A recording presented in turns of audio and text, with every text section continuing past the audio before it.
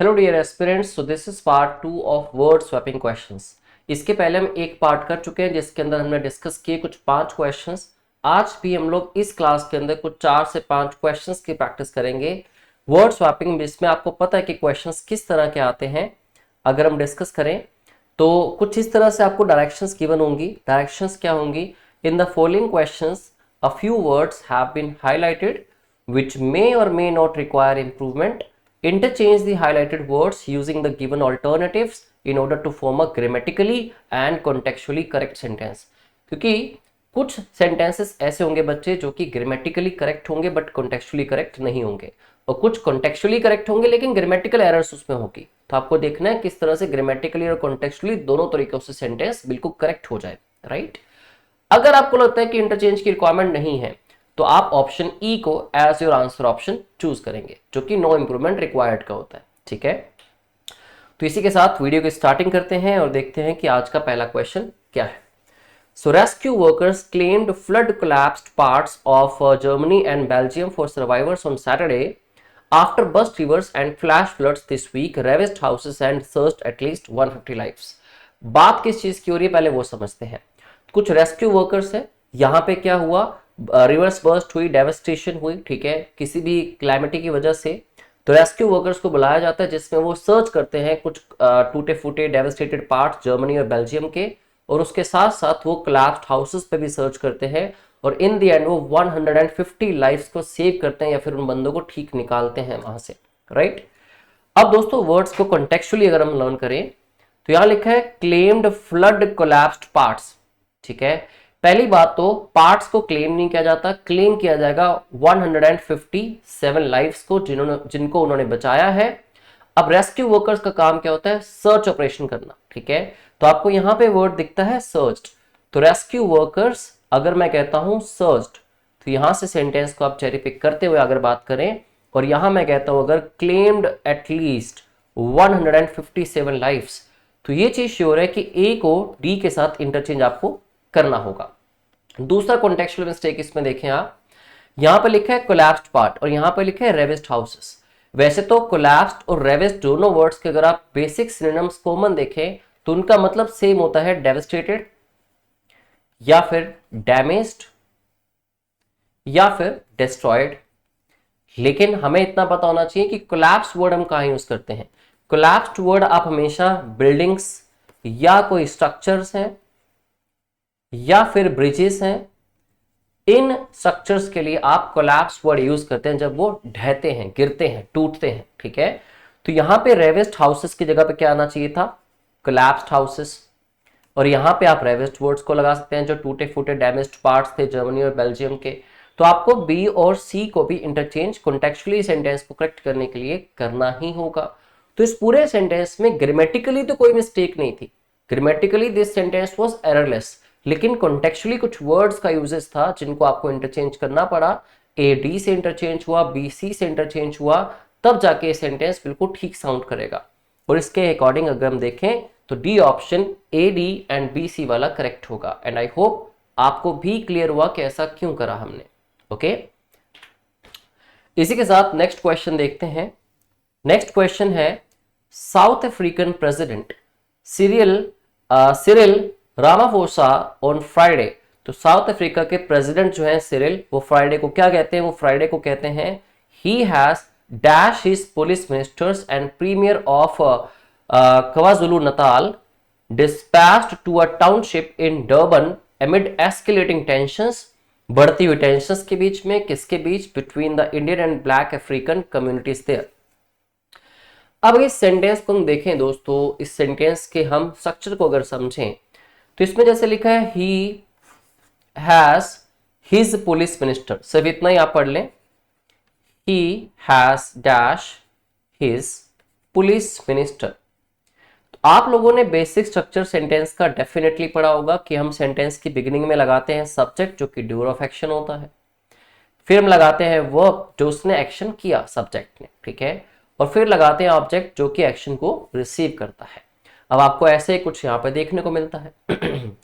अब इसमें ही है के साथ अगर टेंस के अकॉर्डिंग देखें तो हैज के साथ वर्ब की थर्ड फॉर्म आनी चाहिए यहाँ पे, फिर जाके उसका ऑब्जेक्ट आएगा जो उससे अफेक्ट हुआ उसके एक्शन से। अब दोस्तों ये तो प्रोविंस नाउन है, यहाँ तो वर्ब की थर्ड फॉर्म नहीं दिख रही। एस्केलेटिंग टेंशंस वैसे ही अपने आप में ठीक साउंड कर रहा है, और यहाँ पे एस्केलेटिंग वर्ड भी नहीं आ सकता क्योंकि वो भी वर्ब की थर्ड फॉर्म नहीं है, वो तो एक एडजेक्टिव का काम कर रहा है। और कम्युनिटीज ऑटोमेटिकली क्या है, नाउन है। तो एक ही वर्ड आपके पास बचता है वर्ब की थर्ड फॉर्म वाला, डिस्पैच्ड।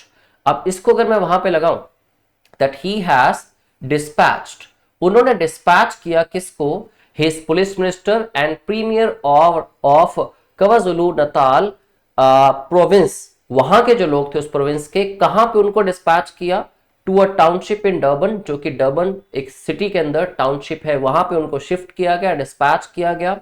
किसके चलते, एमिड एस्केलेटिंग टेंशंस, बढ़ती हुई टेंशंस, बढ़ते हुए तनाव, किस चीज के, between the Indian and black African communities there. तो दोस्तों ये सी और डी अपने राइट प्लेस पे हैं, लेकिन इंटरचेंज करने की रिक्वायरमेंट किन दो वर्ड्स को है, ए और बी को। अगर ए और बी को आप इंटरचेंज करते हैं तो आपका आंसर ऑप्शन आएगा B. I hope you understood this question as well.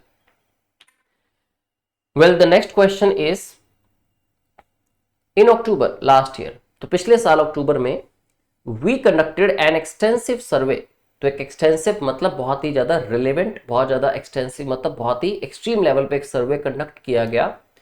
क्या करने के लिए, टू गेज करने के लिए किसको, to gauge the elevating of the pandemic.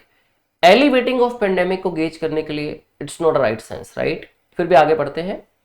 अब पेंडेमिक का क्या चीज वुमेन पे, on women from low income household, जो लो इनकम हाउस होल्ड से आती हैं, विद अ व्यू टू, क्या पर्पस क्या था, with a view to impact women's agenda among policy makers, तो with a view to elevate women's का जो एजेंडा है पॉलिसी मेकर्स के बीच में, उसको एलिवेट करने के लिए एक एक्सटेंसिव सर्वे किया गया, ताकि जिससे गेज किया जा सके, मेजर किया जा सके क्या इंपैक्ट रहा पेंडेमिक का उन वीमेन के ऊपर जो कि लो इनकम हाउस होल्ड से आती हैं। तो एक्सटेंसिव सर्वे बिल्कुल ठीक वर्ड है यहाँ पे, टू गेज बिल्कुल ठीक है, जरूरत थी यहाँ पे लगाने की गेज द इंपैक्ट, मेजर करना उस इंपैक्ट को, क्या करने के लिए, एलिवेट करने के लिए वीमेन के एजेंडा को पॉलिसी मेकर्स के लिए, ठीक है। तो एलिवेट वर्ड आएगा, डी सी दोनों इंटरचेंज करने पड़ेंगे आपको। अगर आप डी और सी को इंटरचेंज करते हैं तभी ये सेंटेंस आपके लिए कॉन्टेक्चुअली करेक्ट हो पाएगा, ठीक है। इवन ग्रामेटिकली भी आप देखें तो यहाँ पे the elevating of pandemic sentence structure गलत है। In a view to impact, in a view to जब ये प्रेपोजिशन यूज हुई तो इसके बाद अगर आप वर्ब लगा रहे हैं तो वाईएनजी फॉर्म में होनी चाहिए, या फिर आप नाउन लगाओ, या फिर जिसको आप कहते हैं जेरेंड, जेरेंड आपको यूज करना था, ना कि आपको एक नाउन यूज करना था। तो यहाँ पे आ गया स्ट्रक्चर के अकॉर्डिंग एलिवेटिंग वीमेंस एजेंडा। तो सी और डी को इंटरचेंज करते हुए ऑप्शन ई को आप सिलेक्ट करेंगे यहाँ पे। I hope understood. ये पूरा का पूरा क्वेश्चन जो है ये contextual mistakes plus grammatical mistakes पे बेस्ड था। I hope you understood all the questions that we have discussed and we are going to discuss one more. लेकिन पिछला जो क्वेश्चन उसकी बात हम रिपीट करें अगर, तो वो क्वेश्चन जो आपका था वो ग्रामेटिकली भी थोड़ा इनकरेक्ट था और कॉन्टेक्चुअली भी। First question totally contextually incorrect था, उसमें ग्रामेटिकल मिस्टेक नहीं थी। वेल, फोर्थ क्वेश्चन देखते हैं, what is written in the fourth question and what are the words that we have seen. However, much President Biden might have what? इतना clear है कि जब आप परफेक्ट इन्फिनेटिव यूज करते हो, might have हो गया, चाहे हो गया must have, चाहे हुआ should have, चाहे could have, बेसिक्स याद रखो कि हैज हैव हैड के साथ अगर वर्ब आएगी तो वर्ब की थर्ड फॉर्म होगी। तो ग्रामेटिकली इन्होंने वर्ब की थर्ड फॉर्म बड़े ही चतुराई के साथ बिल्कुल ठीक लगाई, हैव ओवरशैडोड। बट कॉन्टेक्चुअली ये करेक्ट है कि नहीं, दैट वी नीड टू सी। तो माइट हैव रिसर्जेंस तो नहीं आएगा, वर्ब की थर्ड फॉर्म आएगी। माइट हैव कोल्ड फॉर, अब देखो यहाँ पे फोर लिखा है, तो might have cold for, cold for का मतलब होता है किसी चीज की डिमांड करना, किसी चीज के लिए रिक्वेस्ट करना। बाय कंसर्न्स, अब यहां पे कोल्ड की जगह अगर मैं लिखता हूं ओवरशैडोड बाय, ओवरशैडो का मतलब होता है किसी दूसरी चीज की इंपॉर्टेंस को बिल्कुल दबा देना, ठीक है। आपने अपनी इतनी तारीफ कर दी कि दूसरे बंदे की बेचारे की किया कराया काम वहीं धरा रह गया, ठीक है। या आपने किस चीज की इंपॉर्टेंस इतनी ज्यादा बता दी कि दूसरी चीज की इंपॉर्टेंस अपने आप ही बैक साइड पे चली गई। तो वापस सेंटेंस को पढ़ते हैं। President Biden might have cold for, शायद उन्होंने डिमांड की होगी for independence day celebration on July 4th। The nation wide resurgence was this year, nation wide resurgence किस चीज की, वो तो मेंशन नहीं है। तो नेशन वाइज अगर मैं ए और सी को यहां इंटरचेंज करता हूं तो मेरे पास अब बी और डी ही बचे हैं जो इंटरचेंज हो सकते हैं, तो सेंटेंस करेक्ट होगा। अगर मैं अपनी ऑप्शंस पे चला जाऊं तो ए और सी जो चेंज हो रहे हैं वो किस आंसर ऑप्शन में है, यहां तो नहीं है, यहां भी नहीं है, यहां डेफिनेटली है, यहां भी नहीं है। तो मुझे आंसर ऑप्शन एक चीज की हेल्प करती है कि भाई आपने अगर दो वर्ड्स पे ठीक इंटरचेंज कर लिए तो बाकी दो मैं आपको ऑप्शन के थ्रू करवा दूंगा। तो बी और डी यहां पे गिवन है, बी और डी को करके देखना हमें, फिर ही हम इंश्योर कर पाएंगे कि ए और सी हमने करेक्ट इंटरचेंज किया है, राइट। तो बी और डी को करते हुए सेंटेंस को पढ़ें अगर, तो माइट हैव कोल्ड फॉर, उन्होंने डिमांड की होगी, शायद रिक्वेस्ट की होगी for independence day celebration on July 4th। The nation wide euphoria, the nationwide euphoria was this year overshadowed। जो नेशन वाइज यूफोरिया था वो ओवरशैडो हो गया बाय कंसर्न्स। यूफोरिया होता है एक्सट्रीम फीलिंग ऑफ हैप्पीनेस, जब भी जुबिलेंस की, हैप्पीनेस की, सेटिस्फेक्शन की आपको एक्सट्रीम भावनाएं आती हैं, फीलिंग्स आती हैं, उस फीलिंग को हम यूफोरिया कहते हैं, ठीक है। तो कह रहा था कि उसने पूरा का पूरा नेशन वाइड जो यूफोरिया था ना इस साल, उसको ओवरशैडो कर दिया, ठीक है। ओवरशैडो, मान लो आपकी जिंदगी में छोटी सी खुशी आई, लेकिन उससे ज्यादा, कई गुना ज्यादा आपकी लाइफ में बर्डन आ गए, तो खुशी अपने आप दब गई, ठीक है। तो वही इसने कहा कि नेशन वाइड जो यूफोरिया था वॉज दिस ईयर ओवरशैडोड, उसको ओवरशैडो कर दिया, क्या मतलब वो दिखाई ही नहीं दिया, by concerns and even fears, जो कंसर्न्स, चिंता थी और डर भी था। किस चीज का डर?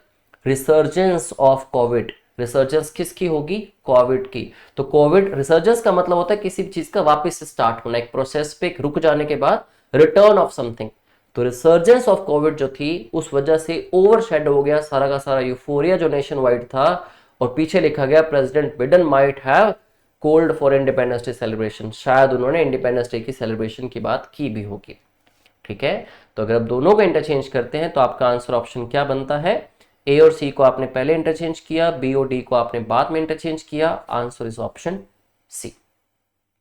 तो I hope all the 4 questions are completely understood. आप समझ चुके हैं ऐसे क्वेश्चंस को कैसे सॉल्व करते हैं। वैसे तो हमारे जो वर्ड स्वैपिंग के सेशंस हैं वो अभी तक टोटल 2 होंगे, इस सेशन को मिला के टोटल टारगेट 5 सेशंस का है, ठीक है। तो हर वीक आपको 1 से 2 सेशंस देखने को मिलेंगे वर्ड स्वैपिंग के। इनको कंप्लीट करने के बाद हम एक नई सीरीज की शुरुआत करेंगे, ओके। सो इस तरह अपनी प्रिपरेशन को कंटिन्यू रखो, ठीक है। किसी तरह की कोई रिक्वायरमेंट हो, किस तरह का कांटेक्ट करना हो आपने, या इस वीडियो लेक्चर के साथ साथ इसकी अपडेट के साथ साथ इसकी सेम पीपीटी भी आपको चाहिए हो, तो you can join us on our Telegram group. Well, thank you very much and I wish you all a very good day ahead. Thank you.